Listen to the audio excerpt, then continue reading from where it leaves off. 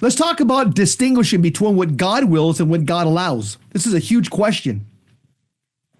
So, which of the following events were God's will?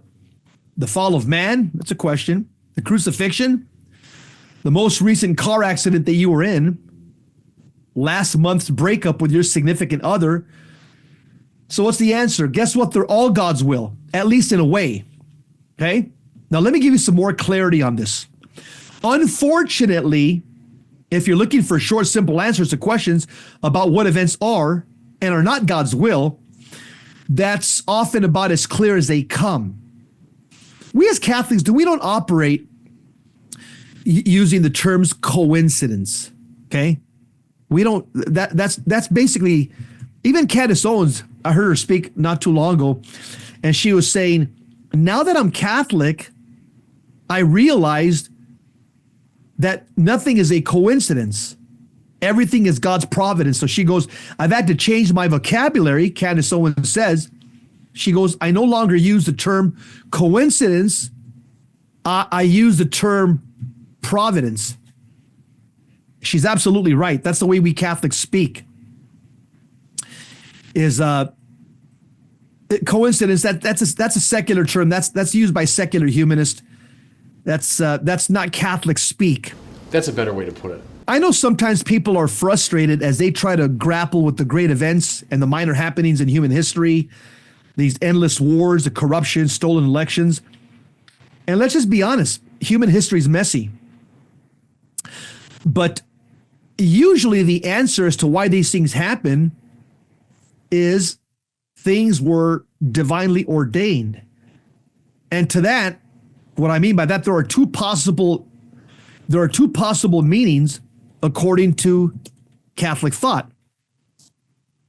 And here are the two words that'll be helpful. There's God's positive will and God's permissive will. I'll repeat that again. In theology, you have God's positive will and you have God's permissive will. All right? In short, nothing is coincidence, okay? Nothing is a coincidence in Catholic tradition. It's either God's positive or ideal will or God's permissive or conditional will. So let me give you the distinctions, because understanding the distinctions between these two, God's positive will and God's permissive will, is important, and not just for theologians, for debating about how many angels can dance on the head of a pin. This distinction matters to all Christians because of the very practical implications that flow from them. Distinctions that, when properly understood, can help us to know God, the world, and ourselves better, leading us closer to Him and closer to heaven, obviously. Or that, when misunderstood, it can confuse us about God, the world, and ourselves, leading us away from Him and away from heaven. And to prevent that from happening, let's break out our Catholic lexicon and start defining. So again, let me just say, for God in His divine providence, there's no such thing as a coincidence.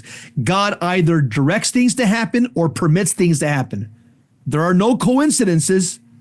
A coincidence is simply when God remains anonymous. My God, why? So God's positive will, which essentially means what God desires for us and the world, it's what in a perfect world we would always do. Loving God with all our heart, soul, mind, and strength, loving our neighbor as ourselves. It's always good.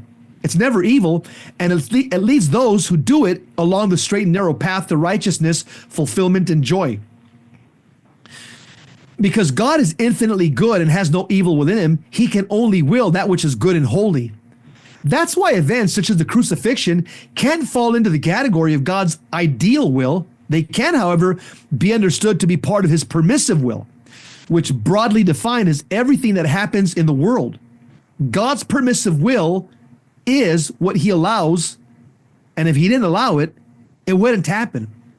And that's true on multiple levels. On one level, God's will is what holds the world and everyone and everything in it in existence. Each of us exists because God wills it.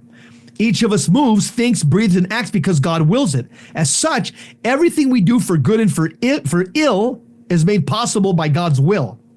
Of course, you and I get to make free choices about how we move, think, and act because of a thing called free will.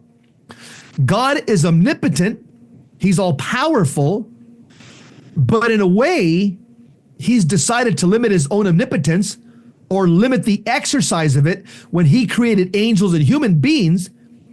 It was a profound decision on the part of God. He said, I'm going to create beings who can freely defy and freely love me. Unfortunately, we do choose to defy him. We choose to eat from the tree of knowledge of good and evil. We choose to crucify the Son of God. We choose to hate our neighbor, drive recklessly, and run from responsibility and commitment. Those choices, time and time again, thwart God's ideal will. Again, the only reason we're able to make such choices is because God willed to give us free will. Man's sinful choices and the consequences that flow from them, while not God's ideal will, are still within God's permissive will. In giving man free will, God didn't wash his hands of his creation. Rather, he remains intimately involved in every decision of his creature that his creatures make. As such, the nature of God's permissive will goes even beyond the gift of free will.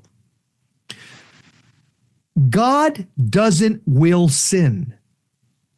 We can't say that God makes people sin, but you also can't say that somebody's committing a sin totally against God's will, and God's will has nothing to do with it. He permits it. He manages it. He doesn't lose control over the whole universe. He keeps sinners on a short leash, channeling, guiding, directing sin so some greater good can come out of it. So to sum it up, God's positive will, what God wants, God's permissive will, what God allows. That's it.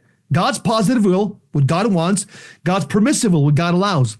And those distinctions matter because they determine how you feel about God.